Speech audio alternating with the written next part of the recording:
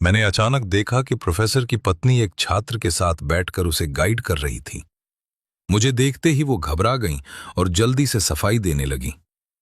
मैंने बिना वक्त गवाए सीधा अपनी पत्नी को एक थप्पड़ जड़ दिया और एक पैर उस छात्र की नाक पर रख दिया। फिर ठंडी हंसी के साथ प्रोफेसर से पूछा, बस यही है आपका छात्रों को सिखाने का तरीका? मैं अभी अभी एक इंटर स्टेट वीडियो मीटिंग खत्म करके लौटा था और मेरे अंदर अभी भी रात की ठंडक बसी हुई थी। जैसे ही मैंने बंगले का मेन गेट खोला, ठंडी हवा सीधा मेरे चेहरे पर आ गई।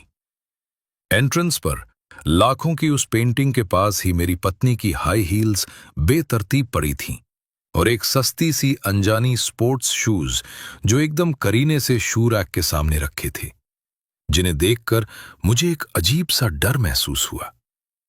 मैंने धीरे धीरे कदम रखा और बिना आवाज किए ऊपर चला गया। स्टडी रूम का दरवाजा ठीक से बंद नहीं था। उसमें से एक हल्की सी दरार दिख रही थी। उस दरार से लाइट बाहर आ रही थी। साथ में किसी विदेशी फिल्म का सॉफ्ट बैकग्राउंड म्यूजिक सुनाई दे रहा था। जब मैंने उस दरार से अंदर झांककर पूरा माजरा देखा तो गुस्से से मेरा खून खौल उठा और दिमाग ठिकाने नहीं रहा। मैंने पूरे जोर से स्टडी का अधखुला दरवाजा लात मारकर खोल दिया। भारी लकड़ी का दरवाजा दीवार से टकराकर जबरदस्त आवाज के साथ खुल गया। कमरे के दोनों लोग डर के मारे झटके से अलग हो गए। मेरी बीवी का चेहरा पल भर में सफेद पड़ गया। वो घबराकर जल्दी से खड़ी हो गई। उसके होंठों पर अभी सूखे नहीं शराब के दाग थे। हकलाते हुए बोली, शुयांग, तुम अचानक वापस कैसे आ गए? वहीं वांगशू नाम का वो छात्र डर के मारे सोफे से उछल पड़ा। उसकी नजरें घबराई हुई थीं और उसने अपने हाथ में पकड़े वाइन ग्लास को छुपाने की कोशिश की ताकि मुझे ना दिख जाए। मैं चुप रहा। मेरी नजरें टेबल पर रखी शराब की बोतल, दो उल्टे रखे गिलास और आखिर में वांगशू के उस हाथ पर जाकर टिक गई जो अभी मेरी पत्नी की कमर पर था। मेरी घूरती नजरें देखकर वांगशू के चेहरे पर डर साफ था। उसने बेमन से एक बेहुदा सा मुस्कान बनाकर लड़खड़ाते हुए सफाई दी, शिशु सेंसा, प्लीज गलत मत समझिए। मैं और बायलॉशी बस एकेडमिक्स पर डिस्कशन कर रहे थे। एकेडमिक्स पर डिस्कशन? मैंने ये 4 शब्द बर्फ जैसी ठंडी आवाज में दोहराए। अगले ही पल मैं अचानक उसकी तरफ बढ़ा। दाहिने हाथ से उसके बालों को लोहे की पकड़ जैसी मजबूती से पकड़ लिया, ठीक जड़ से। वांगशू दर्द से चीख उठा। शरीर एकदम सख्त हो गया। मैंने उसे कोई मौका नहीं दिया कुछ बोलने या माफी मांगने का। मैंने उसके बाल पकड़कर ऐसे झटका जैसे कोई बेकार बोरी को घसीटता है। कमर में पूरा जोर लगाकर उसके सिर को सामने रखी 3 इंच मोटी टेम्पर्ड ग्लास की टी टेबल पर दे मारा। धड़ाम! कांच के टूटने और टकराने की आवाज पूरे कमरे में गूंज गई। वांगशू का सिर सीधा जाकर टेबल पर लगा। टेबल की सतह पर जोरदार टक्कर के साथ पूरी टेबल चकनाचूर हो गई। नुकीले कांच के टुकड़े चारों तरफ बिखर गए। वो तो दूसरी चीख तक नहीं निकाल पाया। उसका चेहरा खून से पूरी तरह लाल हो गया। नाक से बहता खून और माथे की चोट मिलकर पूरा चेहरा लहूलुहान कर चुके थे। वो बेजान सा कांच के टुकड़ों में गिरा पड़ा था। सिर्फ हल्की हल्की दर्द भरी कराह निकल रही थी। शुयांग, तुम पागल हो गए हो क्या? मेरी बीवी चीखते हुए मुझे रोकने भागी, पर मैंने उसकी तरफ देखा तक नहीं। उल्टा हाथ घुमाकर ऐसा थप्पड़ मारा कि वो वहीं घूम गई और जोर से कालीन पर गिर पड़ी। उसकी बारीकी से बांधी गई जूड़ा बिखर गया और गाल देखते देखते लाल और सूज गया। मैंने अपना पैर उठाया और वांगशू के बहते खून वाले चेहरे पर रख दिया। थोड़ा सा दबाव डालकर उसका सिर जबरदस्ती ठंडे फर्श पर रगड़ दिया, जहां ताजा खून और शराब गिरी थी। वांगशू के मुंह से घुटी हुई दर्दनाक आवाज निकली। उसमें अब इतनी भी ताकत नहीं बची थी कि उठ सके। तभी मैंने नजर उठाकर जमीन पर गिरी सूजे हुए गाल वाली बाइनिंग बींग की तरफ देखा और तानों से भरी आवाज में बोला, भाई जोशो, आप स्कूल में जो बॉडी मैकेनिक्स पढ़ाते हो, लगता है वो भी अब घर के सोफे पर भी सिखाते हो। मेरी दी हुई सैलरी से इस फालतू टॉपर को पाल रहे हो। आपकी टीचिंग का लेवल तो वाकई काबिले तारीफ है। बोलकर मैंने एक बार फिर से पैर से वांगशू के चेहरे को मरोड़ा। उसे तड़पते हुए देखा। लेकिन दिल में कोई भावनाएं नहीं आईं। मेरी बातों की बेइज्जती से बर्निंग कांप उठी। उसके होंठ कांप रहे थे, पर मुंह से एक शब्द ना निकला। बस डरी हुई आंखों से मुझे देखती रही। मैंने उसकी हालत की तरफ ध्यान नहीं दिया। झुककर वांगशु के बाल पकड़ लिए, उसे कांच के टुकड़ों से बाहर घसीट लिया। उसकी चीख पुकार और छटपटाहट को नजरअंदाज करते हुए, जैसे कोई मरा हुआ कुत्ता खींचता है, वैसे ही उसे सीधे गलियारे से सीढ़ियों से नीचे घसीटते हुए बाहर के गेट तक ले गया। रात के सर्द झोंके चेहरे को चीरने लगे। मैंने वांगशु को सीढ़ियों पर फेंक दिया। वो वहीं सिकुड़कर पड़ा रहा। शरीर में बस हल्की हल्की हरकत थी, उठने की ताकत भी नहीं बची थी। मैं वापस घर के अंदर गया। वार्डरोब में पहुंचकर बाइनिंग बींग के महंगे बैग, ज्वेलरी और उसके बुक शेल्फ से सारे कोर्स मटेरियल निकालकर एक बड़े सूटकेस में भर दिया। फिर उसकी बांह पकड़ी और पूरे सूटकेस के साथ उसे दरवाजे पर ला पटका। बिल्कुल बेरहमी से उसे बाहर फेंक दिया, जिससे वो गिरते गिरते बची। मैंने सिर्फ एक ठंडी आवाज में एक शब्द कहा। यह सब करने के बाद मैंने अपना मोबाइल निकाला और असिस्टेंट छनवे को कॉल मिलाया। आवाज शांत थी, लेकिन उसमें आदेश का वजन साफ झलक रहा था। मुझे बाइनिंग बीइंग और वांगशु की पूरी डिटेल चाहिए, एक भी चीज छूटनी नहीं चाहिए। उधर से छनवे ने बिना देर किए बोला, समझ गया सीजोम, मैं तुरंत देखता हूं। मैंने फोन काट दिया और बंगले के दरवाजे पर खड़ा होकर बिल्कुल भावहीन निगाहों से दोनों को देखा और ठंडी आवाज में कहा, अच्छे से एंजॉय करो, यह है तुम्हारी आखिरी अकादमिक शाम। धमाके के साथ मैंने बंगले का बड़ा दरवाजा बंद कर दिया।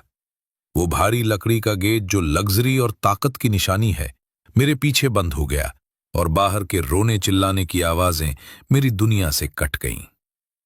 अगला दिन आ गया। छनहुए की स्पीड कमाल की थी। एक दिन भी नहीं बीता, उसने बाइनिंग बिंग और वांगशु की हाई एंड जगहों में साथ जाने, अजीबोगरीब हरकतों और होटल में साथ रुकने की सारी फुटेज और रिकॉर्ड्स मेरे फोन पर भेज दिए। उन गंदे वीडियोस को देखकर मेरा मन एकदम ठंडा रहा। कोई फर्क नहीं पड़ा। मैंने फिर छनवे को कॉल किया, हमारे जितने भी मीडिया पार्टनर हैं सबको खबर दे दो, देश भर में ये सबकी नजरों के सामने आना चाहिए। इस बाय प्रोफेसर की गुरु शक्ति और इस टॉपर की अदाकारी सबको दिखाओ। ठीक है सीजों, पूरा कर दूंगा। छनहुए का काम वाकई तेज था। मैंने जैसे ही आदेश दिया, एक वीडियो वायरल हो गया जिसका टाइटल था मौकौकौ की महिला प्रोफेसर और छात्र के बीच प्राइवेट मीटिंग का गंदा सच। रात के वक्त कई बड़े एंटरटेनमेंट और न्यूज अकाउंट्स ने यह वीडियो साथ में पोस्ट कर दिया। सबने एक साथ वायरल किया। वीडियो के सीन और बातचीत जैसे जहर भरी छुरी हो, सीधे जनता की सबसे संवेदनशील नस पर वार कर रही थी। महिला प्रोफेसर और गरीब छात्र का अफेयर, शिक्षा जगत की शर्मनाक हरकत, ये दोनों टॉपिक सोशल मीडिया के ट्रेंड में सबसे ऊपर पहुंच गए। हर टॉपिक के आगे लाल रंग का वायरल वाला निशान चमक रहा था। टॉपिक पर क्लिक करते ही कमेंट्स की बाढ़ आ गई। पूरा सेक्शन गुस्से से भर गया। घिन आ रही है, यही है इंसान के आत्मा के इंजीनियर, जानवर से भी बदतर। पद का फायदा उठाकर बच्चों की जिंदगी बर्बाद करने वालों को सख्त सजा होनी चाहिए। पढ़ाई से निकाल दो, दोबारा कभी हायर मत करो। छात्र भी कम दोषी नहीं, उसके एक्सप्रेशंस देखो, सब कुछ पहले से प्लान किया था। मोमो दाशवे, जल्दी आकर जवाब दे, ऐसे नाटक मत करो। जन भावना उबल पड़ी थी। सोशल मीडिया पर हर ओर बवाल मच गया। सैकड़ों छोटे बड़े मीडिया चैनल शिकार की तरह पीछे पड़ गए। पुरानी सारी सच्ची झूठी बातें निकालने लगे और इस पूरे मामले को और हवा दे दी। मैं लैपटॉप के सामने बैठा, स्क्रीन पर चल रहे गाली गलौज और नाराजगी को बिना किसी भाव के देख रहा था, जैसे ये सब मेरे साथ नहीं बल्कि किसी और के साथ हो रहा है। अब वक्त आ गया था उन्हें आखिरी चोट देने का। मैंने ऑफिस का इंटरनल फोन उठाया, लीगल और पीआर डिपार्टमेंट की जॉइंट लाइन पर कॉल मिलाया और एकदम सपाट आवाज में बोला, कंपनी के नाम से मोमो दाशो की बोर्ड और प्रिंसिपल ऑफिस को ऑफिशियल स्टेटमेंट भेज दो। उसमें कड़े शब्दों में लिखो कि हम अपने पार्टनर में ऐसी गंभीर नैतिक गिरावट देखकर हैरान और निराश हैं। साथ ही बताओ, हम उनके साथ चल रहे और प्लान किए गए सभी प्रोजेक्ट्स की फौरन दोबारा समीक्षा करेंगे और अगर उनकी गलती से हमारे नाम या फ्यूचर को नुकसान होता है तो कानूनी कार्रवाई करने का पूरा हक हमारे पास रहेगा। ठीक है सुजन, हम अभी ड्राफ्ट बनाकर भेजते हैं। उधर से गंभीर जवाब मिला। यह बयान कभी भी मेरी पर्सनल भड़ास नहीं थी, बल्कि ये एक बड़ा कॉर्पोरेट अल्टीमेटम था जिससे सामने वाले की मैनेजमेंट की काबिलियत पर गहरा सवाल उठता है। इसकी मार सोशल मीडिया के लाखों कमेंट्स से कहीं ज्यादा खतरनाक है। नतीजा फौरन दिखा। सोशल प्रेशर और कैपिटल के दबाव में मोमो दाखवे पहली बार घुटनों पर आ गई। इमरजेंसी मीटिंग के बाद उसी दोपहर एक आधिकारिक दस्तावेज, स्कूल की वेबसाइट और सारे ऑफिशियल सोशल मीडिया अकाउंट्स पर एक आधिकारिक नोटिस जिस पर स्कूल की लाल मुहर लगी थी, बहुत तेजी से डाल दिया गया। नोटिस का लहजा काफी सख्त था, जिसमें हर जगह साफ दिख रहा था कि स्कूल अब बाई निंग बिंग से खुद को पूरी तरह अलग कर रहा है। उसी वक्त बाई निंग बिंग की जॉब कॉन्ट्रैक्ट कैंसिल कर दी गई और उसके सारे एकेडमिक पद भी खत्म कर दिए गए। जांच में सामने आया है कि हमारे स्कूल की टीचर बाई निंग बिंग की निजी जिंदगी में गंभीर गड़बड़ियां हैं जो सामाजिक नैतिकता और शिक्षक की प्रोफेशनल एथिक्स के बिल्कुल खिलाफ हैं, जिससे समाज में बहुत बुरा असर पड़ा है। स्कूल ने तुरंत उनका कॉन्ट्रैक्ट खत्म करने और सभी पद व सुविधाएं रद्द करने का फैसला लिया है। साथ ही स्कूल ने एक स्पेशल टीम बनाई है जो इस मामले में जुड़े लैब के फंड के इस्तेमाल की पूरी छानबीन करेगी और जांच नतीजों के हिसाब से कानूनी और नियमों के तहत सख्त कार्रवाई की जाएगी। मैं बार बार इस नोटिस को पढ़ रहा था। मैंने नोटिस 2 बार ध्यान से पढ़ा। खासकर उन बोल्ड किए हुए शब्दों पर मेरी नजरें टिक गईं। कॉन्ट्रैक्ट टर्मिनेशन, सारे एकेडमिक पद रद्द, पूरी जांच। फिर मैंने धीरे से वेब पेज बंद कर दिया। बाहर धूप खिली थी जो बड़ी गर्माहट के साथ मेरी टेबल पर पड़ रही थी। मैंने पास रखी कॉफी उठाई, एक हल्का सा घूंट लिया। न तो ज्यादा गर्म न ठंडी, बिल्कुल परफेक्ट। बाई निंग बिंग शायद इसी कॉफी के सहारे मेरे सामने अपनी झूठी ऊंची हैसियत दिखाने की कोशिश करती रही है। आज के दिन बाई निंग बिंग की प्रोफेसर वाली शान और वांगशू जैसे गरीब स्टूडेंट के बड़े सपने कि वो ऊंचे रसूखदारों से जुड़कर अपनी किस्मत बदल लेगा, ये सब मैंने खुद अपने हाथों से एक झटके में मिट्टी में मिला दिए। कोई सबूत भी बाकी नहीं छोड़ा। बाई निंग बिंग को जिस रफ्तार से उसकी नामी यूनिवर्सिटी ने निकाल बाहर किया, उस खबर ने उसकी बची खुची इज्जत भी उड़ा दी जैसे पतझड़ की आखिरी हवा।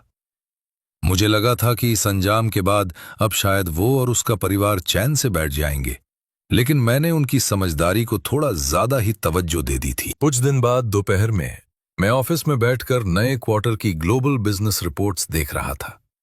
तभी बाहर से किसी के जोर जोर से रोने चिल्लाने की आवाज आई। साथ में मेरी सेक्रेटरी की घबराई हुई आवाज भी सुनाई दी।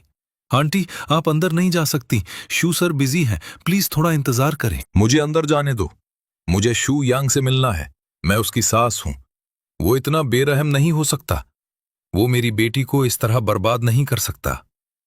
पल भर में ऑफिस का दरवाजा जोर से धक्का देकर खोल दिया गया। बाई निंग बिंग की मां, जो हमेशा बड़ी ठसक के साथ चलती हैं, हर बात में टोन चढ़ाकर बोलती हैं, आज उनके बाल बिखरे हुए थे, आंखें सूजकर अखरोट जैसी हो गई थीं। उनके चेहरे पर आंसुओं के निशान साफ थे। वो अपनी हमेशा वाली संभली समझी इमेज से बिल्कुल अलग लग रही थीं। सीधी ऑफिस टेबल तक पहुंची, दोनों हाथों से जोरदार थपाका टेबल पर मारा, आगे झुक गईं। लार के छींटे तो ऐसे थे मानो मेरे चेहरे तक पहुंचने वाले हों, और भर्राई हुई आवाज में चिल्लाईं, शू यांग, तुम्हें शर्म नहीं आती? निंग बिंग का करियर तबाह हो गया, उसे स्कूल से निकाल दिया। इंटरनेट पर हर कोई उसी को गाली दे रहा है। अब वो कैसे जी पाएगी? उसके पति ने उसे घर से निकाल दिया, सारा खर्चा भी बंद कर दिया, अब उसकी नौकरी भी चली गई। आखिर तुम उसे मार डालना चाहते हो क्या? तुम्हारे अंदर इंसानियत नाम की कोई चीज है भी? वो रोते रोते चिल्लाती रहीं, अपनी आवाज और इमोशन का सहारा लेकर मेरी संवेदना को ब्लैकमेल करने की कोशिश कर रही थीं, मुझे झुकाने के लिए। मैं धीरे से अपनी कुर्सी पर पीठ टिकाकर बैठ गया, ठंडेपन से उनकी ड्रामा देखता रहा। मैंने दोनों हाथ सीने पर क्रॉस करके उसकी पूरी तमाशाबाजी देखी, जैसे कोई फालतू सर्कस देख रहा हूं। इंसानियत, मैंने ये दो शब्द बहुत धीरे से दोहराए और होठों पर एक ठंडी मुस्कान आ गई। जब वो मेरे पीठ पीछे किसी और के साथ घूम रही थी, तब इंसानियत याद नहीं आई? या उस वक्त इंसानियत का ख्याल नहीं आया? तुम बकवास मत करो। बाई निंगबिंग की मां बिल्कुल बिल्ली की तरह बौखला गईं, ऊंची आवाज में बोल पड़ी। वो सब गलतफहमी है। असल में वो गरीब लड़का ही निंगबिंग को बहका रहा था।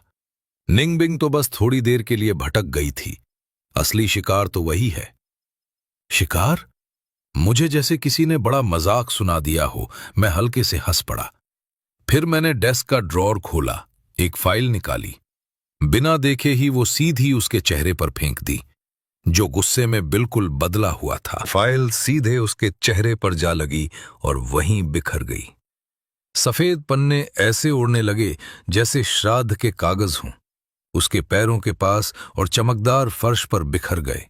बहुत ही चुभने वाले लग रहे थे।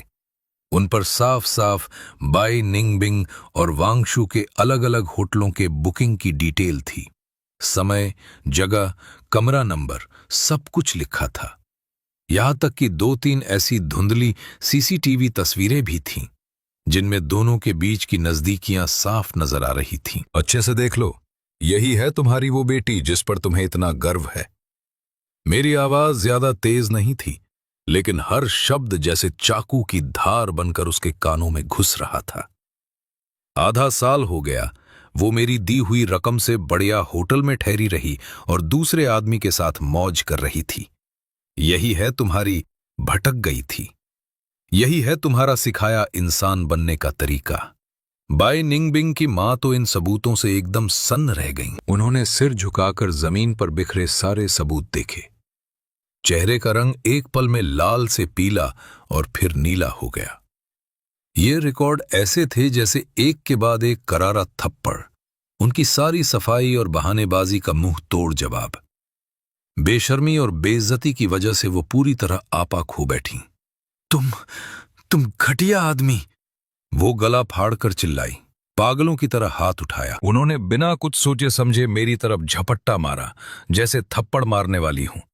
उस वक्त उनका हाव भाव, उनके चेहरे की तुर्शी बिल्कुल वही था जो बाई निंगबिंग गुस्से में आती थी। बिल्कुल मां पर गई है बेटी।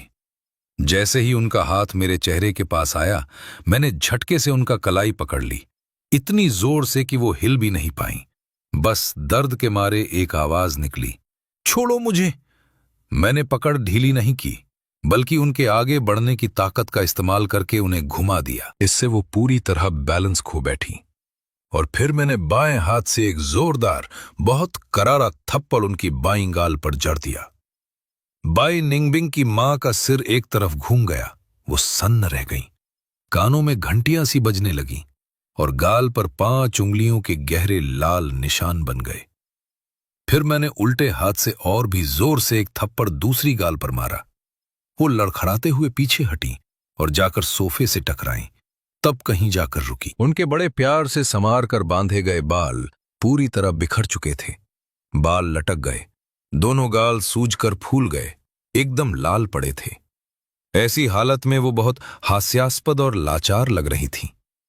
वो अपना चेहरा पकड़कर मुझे हैरानी, अपमान और डर से देखती रहीं। निकालो यहां से खुद को, मैंने ठंडे लहजे में कहा। इसके पहले कि मैं सोच बदल लूं, अपनी वो झूठी ममता समेटो और मेरी नजरों से दूर हो जाओ। मैंने वेट वाइप्स दूर 3 मीटर दूर पड़े कूड़ेदान में फेंक दी। मैंने नजर उठाकर उस कांपती हुई, अब एकदम डरपोक दिख रही बूढ़ी औरत को देखा। आवाज बहुत धीमी मगर बर्फ सी सख्त थी। अगर अब कभी तुम या तुम्हारा कोई शोरगुल दोबारा नजर आया तो तुम्हारी बेटी और उसके उस साथी की और भी घटिया तस्वीरों को मैं पोस्टर बनवाकर तुम्हारे पूरे मोहल्ले की हर बिल्डिंग और हर फ्लैट पर चिपका दूंगा, ताकि हर किसी को पता चल जाए कि तुम्हारे घर वाले असल में किस तरह के लोग हैं। बाई निंगबिंग की मां का पूरा शरीर कांप रहा था। डर से उनकी आंखें फटी हुई थीं।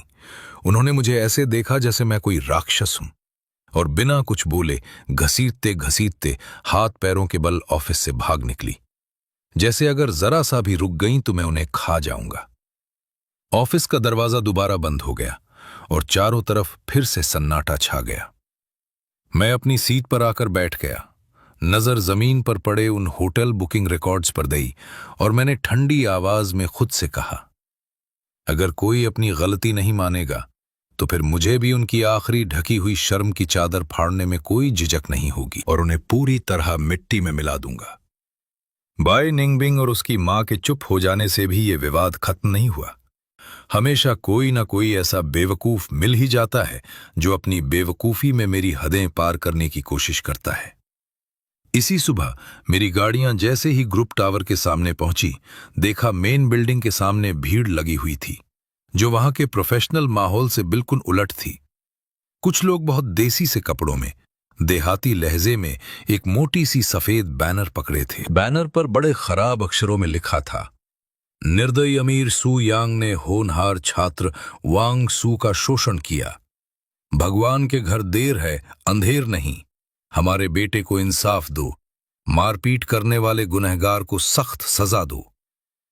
सबसे आगे एक बुजुर्ग दंपति थे, सांवले रंग के, चेहरे पर झुर्रियां, और ये वांग सू के माता पिता थे।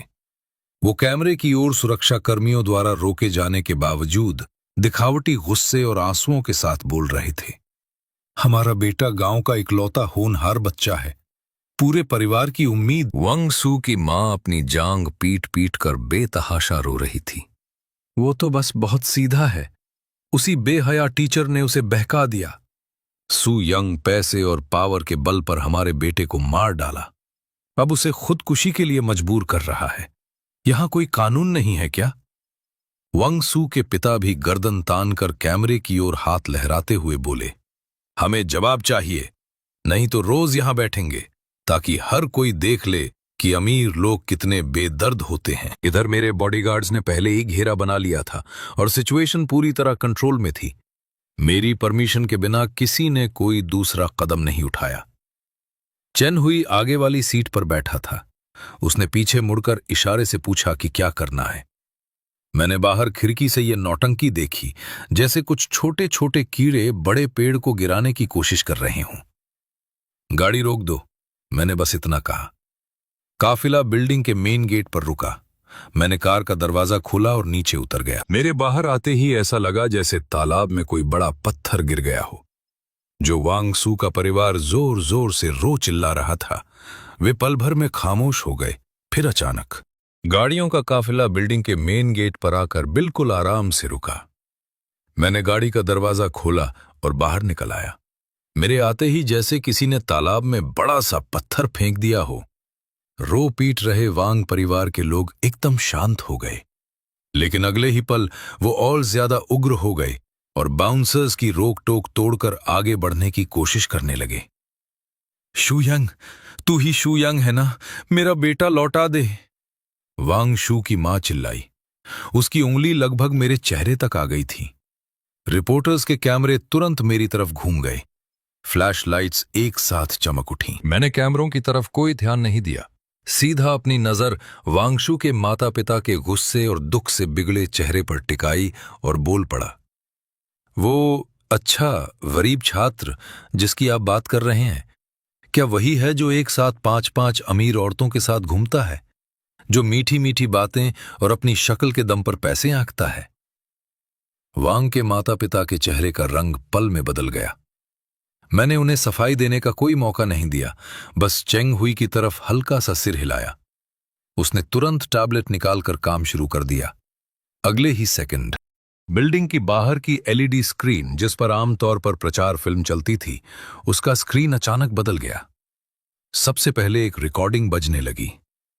वांग शू की चापलूसी वाली आवाज पूरे चौक में गूंजने लगी। लीजी, आप निश्चिंत रहिए, मेरे दिल में बस आप ही हैं। वो बुरी औरत तो बस पैसे वाली है, मैं तो बस टाइम पास कर रहा हूं। वो आपकी बराबरी कहां कर सकती है? थोड़ा और पैसा बना लूं तो आपको मालदीव लेकर चलूंगा। इसके फौरन बाद दूसरी रिकॉर्डिंग बज गई, जिसमें वो लड़की बदल जाती है। इस बार एक और कम उम्र की औरत थी। झांग जी, मैं सच में तुमसे प्यार करता हूं। मैं उन पैसों की लालची औरतों जैसा नहीं हूं। तुम्हें जो बैग पसंद है मैंने बाहर से मंगवा लिया है, बहुत जल्दी तुम्हें दे दूंगा। एक एक रिकॉर्डिंग साफ साफ दिखा रही थी कि वांग शू कैसे अलग अलग औरतों के सामने प्यार की एक्टिंग करता था, बाई निंगबिंग के पैसों से दूसरों को इम्प्रेस करता था। साथ ही स्क्रीन पर उसके खर्चे की डिटेल्स चल रही थीं, जिसमें अलग अलग औरतों के लिए महंगे महंगे गिफ्ट्स लेना, लग्जरी होटल बुक करना, बड़े बड़े ट्रांसफर, सबूत सामने थे। जो चौक थोड़ी देर पहले तक शोरगुल से भरा था, अब वहां एकदम सन्नाटा छा गया। बस वांग शू की घिनौनी रिकॉर्डिंग और स्क्रीन पर उसके कारनामों के सबूत सबके सामने थे, जो वांग के परिवार और वहां मौजूद लोगों के चेहरे पर तमाचा मार रहे थे। वांग के माँ बाप का चेहरा सुर्ख लाल से सफेद पड़ गया, होठ कांपने लगे, आवाज तक नहीं निकल रही थी। साथ आए बाकी रिश्तेदारों ने भी सिर झुका लिया। सबको तो जैसे जमीन में गड्ढा मिले तो उसमें घुस जाए। अच्छा, लेकिन मैंने हल्की सी हंसी के साथ उन पर तिरस्कार फेंका। आपका बेटा कोई होनहार लड़का नहीं, बल्कि प्रोफेशनल गिगोलो है। अपनी शक्ल और जुबान के दम पर अमीर औरतों के सहारे कमाई करना ही इसका धंधा है। मैंने एक नजर रिपोर्टर्स के बदले हाव भाव पर डाली, फिर मुर्दा जैसे चेहरे वाले वांग के माँ बाप को देखा और गंभीर आवाज में हुक्म दिया, चेंग, फिर शू, इन सारी रिकॉर्डिंग्स और खर्चे के सबूतों को एकत्रित करो और फाइल बनाकर उसके गांव के काउंटी ऑफिस, एजुकेशन डिपार्टमेंट, जहां भी उसने पढ़ाई की थी, वहां के स्कूल में और उसके गांव के हर उस घर में भेज दो जहां शादी लायक लड़की है, साथ ही उसके सभी रिश्तेदारों को भी। मैंने थोड़ी देर चुप रहकर उनकी उम्मीद छोड़ चुकी आंखों में देखा और आखिरी वार कर दिया। साथ ही कंपनी की तरफ से सभी पार्टनर कंपनियों और हेड हंटिंग एजेंसियों को नोटिस भेज दो। मैं चाहता हूं कि इस शहर में, इस इंडस्ट्री में जहां भी बैकग्राउंड चेक की जरूरत है, वहां वांग शू कभी टिक नहीं पाएगा। इतना कहकर मैंने उस जोड़े को, जो अब जमीन पर बैठा था, एक बार भी नहीं देखा, ना ही उन डरे हुए रिपोर्टर्स की परवाह की। बस बाउंसर्स के घेरे में सीधा बिल्डिंग के अंदर चला गया। भारी भरकम ग्लास रिवॉल्विंग डोर धीरे धीरे बंद हो गई। बाहर के बुरी तरह टूट चुके उस छोटे से जहान को पूरी तरह अलग कर दिया। एक हफ्ते बाद शहर के नामी लोगों और विदेशी निवेशकों के बीच एक चैरिटी गाला 6 स्टार होटल के बैंक्वेट हॉल में हुआ। क्रिस्टल झूमर से सुनहरी रोशनी पूरे हॉल में फैल रही थी। हवा में शैंपेन, परफ्यूम और बनावटी बातचीत की मिठास मिली हुई थी। मैं उस वक्त 2 सिलिकॉन वैली फंड के पार्टनर से बात कर रहा था, जो मेरी न्यू एनर्जी प्रोजेक्ट में खासा इंटरेस्ट दिखा रहे थे। तभी एक महिला की जानबूझकर धीमी की गई मगर मेरे कानों तक बिल्कुल साफ पहुंचने वाली आवाज, जैसे कोई सांप फुफकारता है, मेरे कान में घुस आई। वो थी लिन वेई, बाई निंगबिंग की तथाकथित बेस्ट फ्रेंड। वो कुछ औरतों के बीच घिरी हुई थी, जैसे उसके पास कोई जबरदस्त स्कूप हो। बनावटी हमदर्दी और जोश में फुसफुसा रही थी, असल में निंगबिंग बड़ी बेचारी है। आप सबको नहीं पता, शू यांग ऊपर से तो बहुत स्मार्ट है, लेकिन असल में वो उस मामले में बिल्कुल जीरो है और उसकी नेचर भी एकदम बर्फ सी ठंडी है। हमारी निंगबिंग ने इतने साल जैसे विधवा की जिंदगी काटी है, कोई भी औरत सहन नहीं कर सकती। उसने लंबी सांस ली। एक्टिंग बुरी थी मगर जहर बहुत था।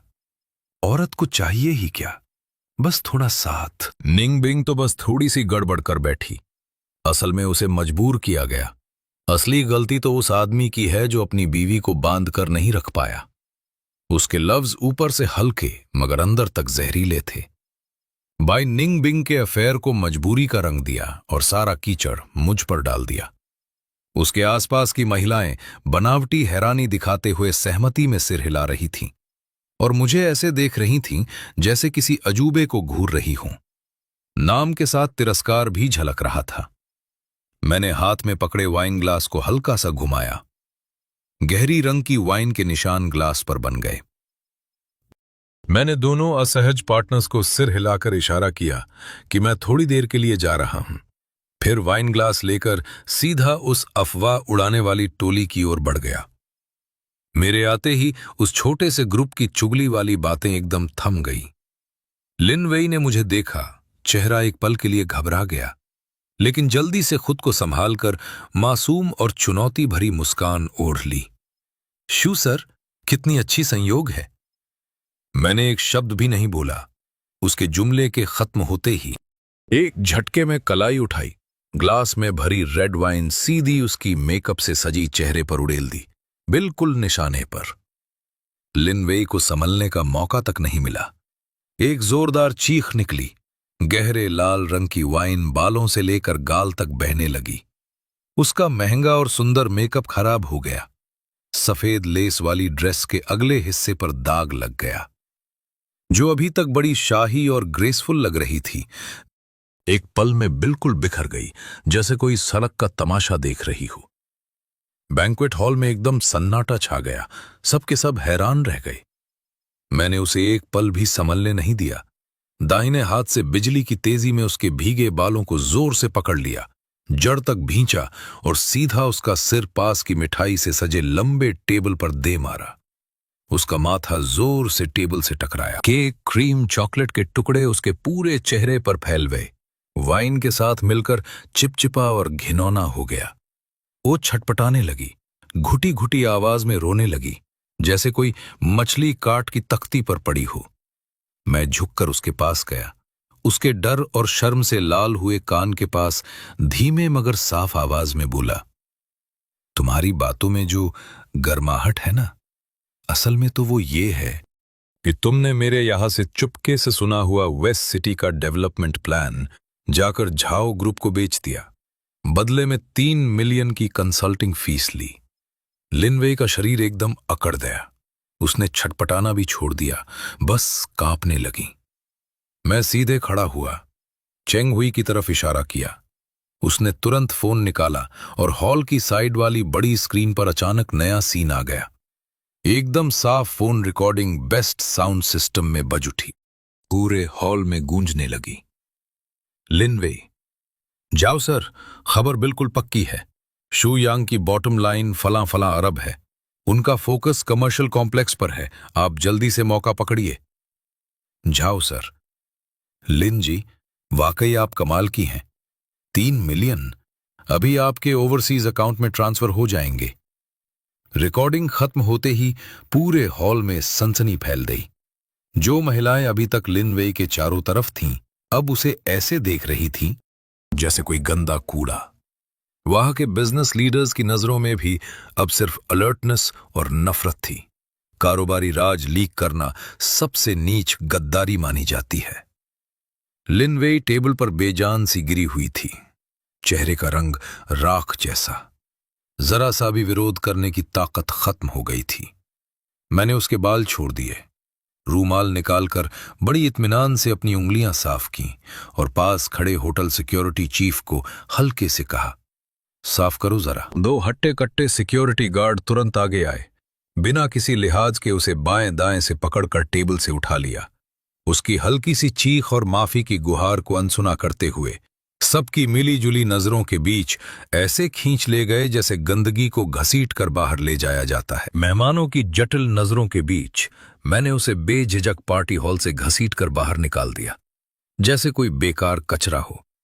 फिर मैं पलटी, पूरे हॉल की तरफ देखकर अपने चेहरे पर वही शांत मुस्कान वापस लाई और 2 सिलिकॉन वैली के पार्टनरों की तरफ जाम उठाया। छोटी सी गड़बड़ी थी, आपको हंसी आ गई होगी। उनमें से एक पार्टनर थोड़ा मतलब भरी मुस्कान के साथ बोले, स्वीजोन का तरीके साफ करने का अंदाज वाकई गजब है। पार्टी तो आगे चलती रही, लेकिन सबको अच्छे से पता था कि अब लिन वेई और उसके पीछे का पूरा परिवार पूरी तरह खत्म हो चुका है। शेयर मार्केट बंद होने से पहले ही लिन ग्रुप की लिस्टेड कंपनी के शेयर धड़ाम से गिर गए। सर्किट ब्रेकर तक लग गया।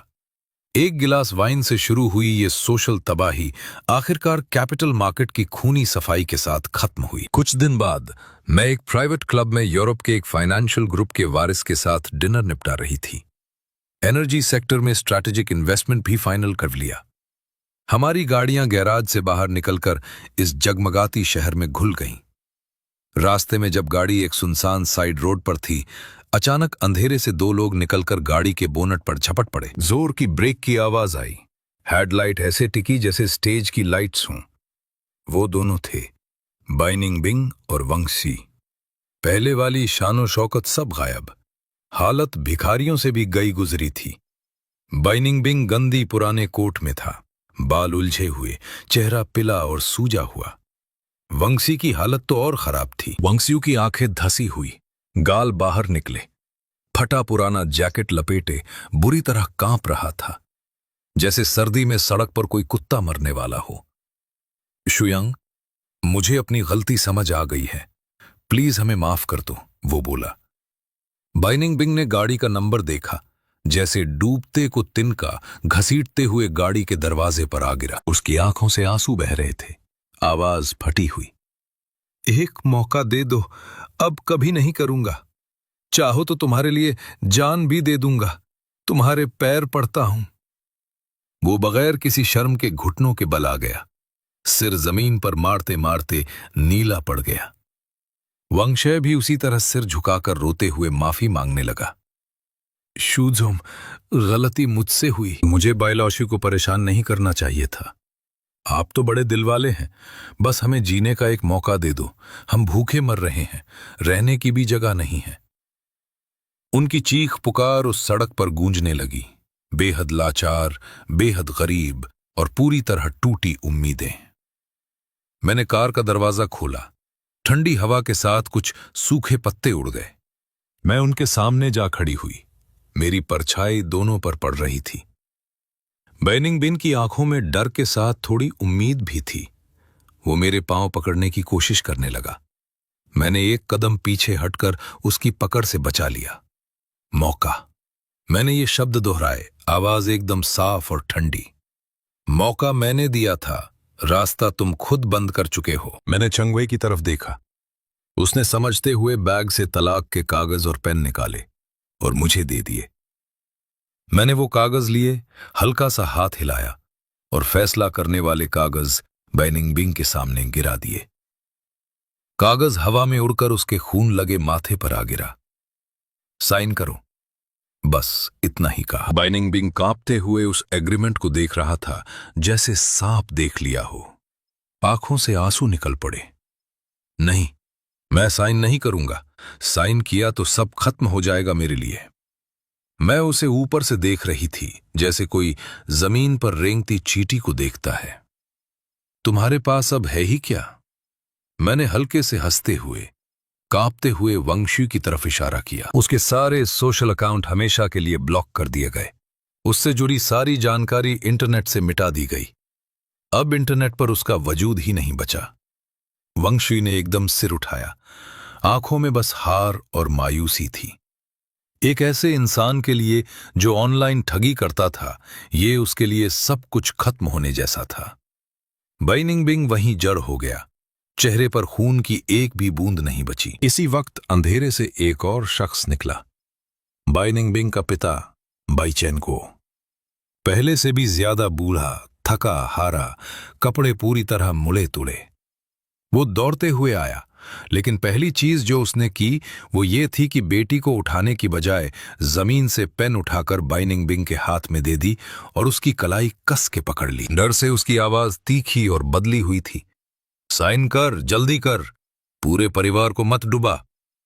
वो चिल्लाता रहा और जबरदस्ती बाइनिंग बिंग का हाथ पकड़कर कागज पर साइन करवा दिया।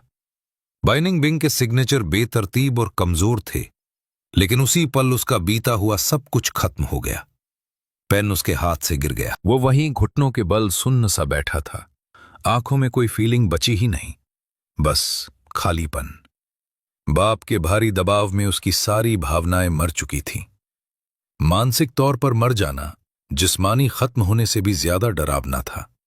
मैंने झुककर वो साइन किया हुआ पेपर उठाया, सब सही देखकर ठंडी नजर से सबको देखा। अब तुम लोग जा सकते हो। इतना कहकर मैं पलटी, गाड़ी में बैठ गई, दरवाजा बंद किया और सारी चीख पुकार और मायूसी से खुद को अलग कर लिया। गाड़ी धीरे धीरे चल पड़ी, उन तीनों को पार करती हुई शहर के दिल की तरफ निकल गई। कुछ ही दिन में वंगशुई ठगी के केस में पकड़ा गया। जेल में उसकी हालत और भी बदतर हो गई। वंगशुई के पकड़े जाने के बाद जेल में उसे स्पेशल ट्रीटमेंट भी झेलना पड़ा। अब उसकी जिंदगी में सिर्फ अंधेरा और दर्द ही बचा था। बाइनिंग बिंग तलाक के कागज साइन करने के बाद सड़क पर भटकता रहा, कपड़े फटे पुराने, कभी रोता कभी हंसता, बिल्कुल पागल हो गया था। आखिरकार उसे जबरन मेंटल अस्पताल भेज दिया गया। वही उसकी बुरी हालत में जिंदगी खत्म हो गई। शूसी ग्रुप की बिल्डिंग की टॉप फ्लोर पर मैं बड़ी सी कांच की खिड़की के सामने खड़ी थी। नीचे जगमगाता शहर था। ये है ताकत की चोटी, ये है नियम बनाने की जगह। सब कुछ देखते हुए मैंने धीरे से कहा, खेल खत्म हुआ।